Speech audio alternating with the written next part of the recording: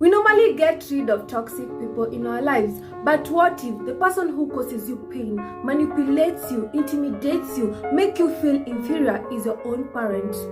Anybody who as a child can call themselves a parent, but a real parent is someone who puts the needs of a child above their own selfish needs.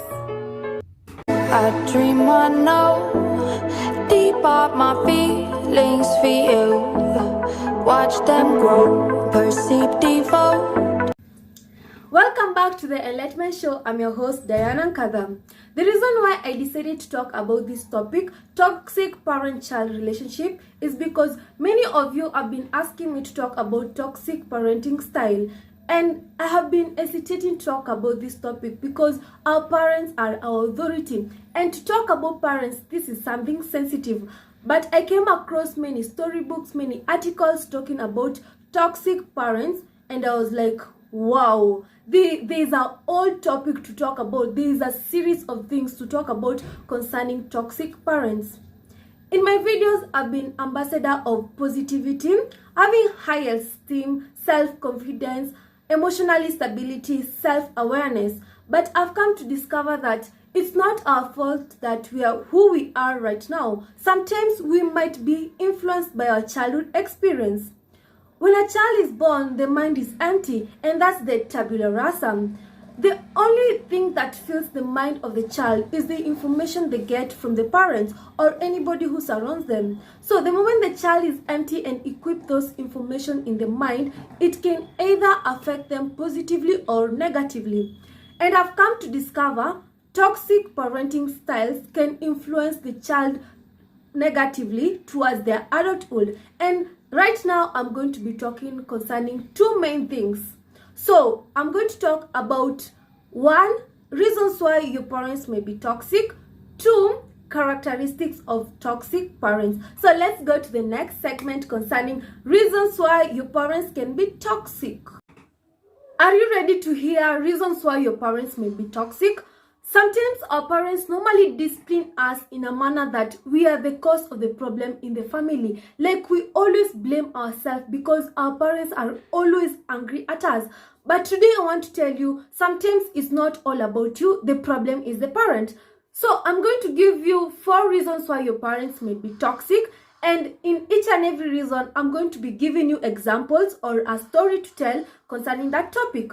So my first reason is their childhood experience.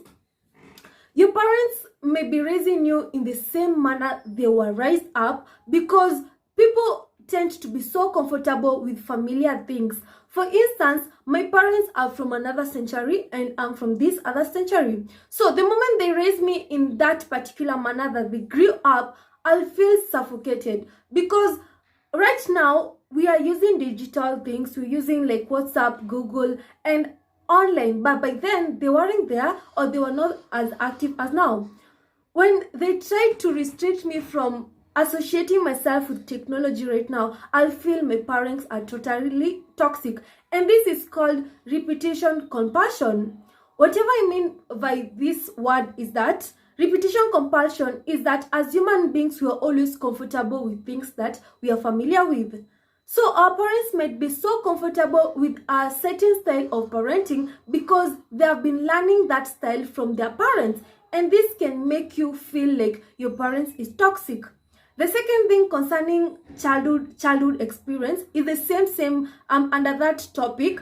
It's concerning rage outlets. What I mean by the rage outlet is that when a child is born, the mother acts like a goddess. Because the mother is the provider at that time, the mother is the one who takes care of the child. So it's like a god to that child. When that child grows up, they expect that the mother to have that loving, to be providing, to protect them, but it turns out opposite. Because the mother rejects the child, they rebel on the child, they act so differently. And this may make the child to be very bitter concerning the parents' behavior. When the child grows up knowing that the parent neglected them or they showed them the other side of a mother, they grow up with that bitterness. So your parents might have grown with that bitterness and now they are projecting the bitterness onto you. They feel they never got the love they deserved when they were young, and therefore they can't provide the same love to you. The third thing concerning the same topic, the childhood experience, is about the saying cause an abuse becomes an abuser. Maybe your parent grew up in a childhood whereby they were neglected, abused emotionally, physically or psychologically, and right now they have become abuser. Maybe their parents used to cane them so badly in the name of love, but now they are using the same way to cane you, or the same words to direct them to you, and this is affecting you. So let's see the second thing. Post-traumatic stress disorder, drug abuse and alcoholism. I'm going to start with drug abuse, or rather alcoholism. Maybe your parents are alcoholic or they depend on alcohol. So when they come home, they're very aggressive, they're arrogant to you, they're abusive, they torture you. That's how they are toxic to you. Or maybe you don't like the way they are taking alcohol around you and you're feeling that my parents are a bad influence onto me. So this irritates you and you feel pressurized and depressed. Concerning post-traumatic stress disorder, post means after an event. So after a certain event that was traumatic, it caused them stress. That's what post-traumatic stress disorder explains. Concerning the post-traumatic stress disorder, I tried to explain it in 4 ways, in 3 good ways. One is maybe your parent is a young mother, or he got pregnant with you when she was still young, and this during the pregnancy she was really traumatized because of what she faced. Maybe the parents your mother tried to neglect her or abused her, and during that episode, during that series of time, your mother became stressed and traumatized because of the experience. So most of the time you're like a mistake to your mother because of what she ever faced during that period. Or it can be she ever did a certain mistake, maybe because she got pregnant on early, so she uses that trauma in you so that you won't do the same mistake. And that's not the best way to prevent your children from making the same mistake you did, because sometimes the insecurities of our parents makes our parent-child relationship very toxic, because most of the time they don't show us love by showing themselves how they are insecure with us. That's why sometimes some parents don't let their kid out because they are insecure of them. They're insecure for you to do the same mistake that happened to them. The other thing is, maybe after your parent didn't have that arrangement to give birth to you, or they didn't want to have you at such particular time, but you came in their life. I'm going to talk about mental disorder and personality traits. When I'm talking about mental disorder, kindly, I'm not talking about madness at all. I'm not talking about a crazy man over there, a crazy woman over there who is your mother. I'm going to specifically talking about personality trait disorder, and I'm going to use this as an example of borderline personality. Concerning borderline personality, it entails 3 things. I can classify it into 3 things. One is unstable emotions. The second one I can say is destructive behavior. And the third one is unstable identity. Let me give you a short story concerning this lady. She had a birthday. She was a teenager and she had a birthday. So in the birthday, there was a lot of alcohol and party. Many people are invited. What happened? The mother overdrank alcohol and she became the center of attraction. The birthday is for the child, but the mother has taken over, meaning there is borderline personality disorder over there. Concerning borderline personality, I'm going to give you a certain example. When the child is young, she or he needs to interact with the other people, like to play. But the moment you give this child the responsibility of an adult, they are going to skip that age. Let me slightly divert. Have you ever heard your mother or your parent gossiping about another woman who always behaves immaturely? They say this woman has skipped a certain stage. Let me give you this example in terms of psychology.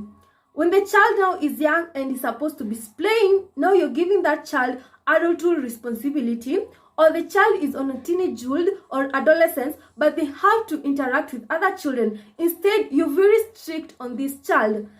What will happen when they grow up? They are going to recap whatever they missed. They are going to behave in a manner that is immaturely because they missed that age and they need it in life. It's very important for them to experience.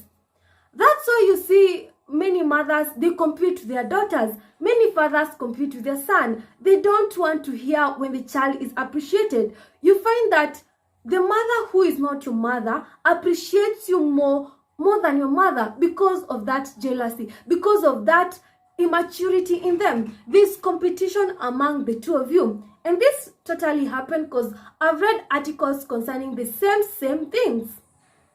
The fourth and final, I want to talk about the actual behavior of your parent.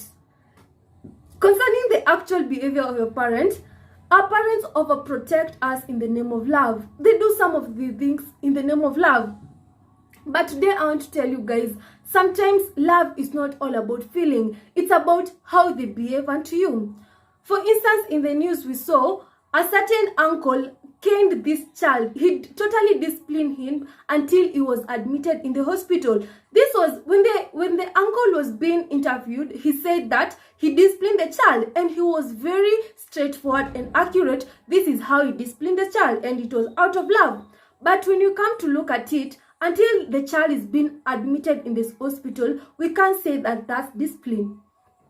Concerning the actual behavior of a parent, I want to say sometimes don't use anger to discipline your child. We don't deserve the anger. Sometimes you have to use the proper way to discipline the child. If it is a mistake, discipline the child according to the mistake they have done. Stop being overwhelmed with many things until you portray it to the child. Sometimes in this situation, when you break a glass, your parents yell, she shouts, she talks, or you've done a certain mistake. The mistake is minimal to you, but you didn't deserve that yelling. You're like, is it because of the glass, or mom, dad, there's something else I've done and they don't understand? Sometimes you accumulate a lot of things and judge the child, but all we need is discerning. Just remove the small part, the mistake, and deal with it. As the child grows, avoid judging your children. My final advice is, and to reasons why your parents are toxic, I want to tell you children, most of the time we desire good parenting, but you can never choose our parents. However much they are toxic to us, one thing you have to know, you have to honor your parents. You have no choice but honoring them. I want you to accept this fact that our parents are not the best, but they always make mistakes, but you have to honor them.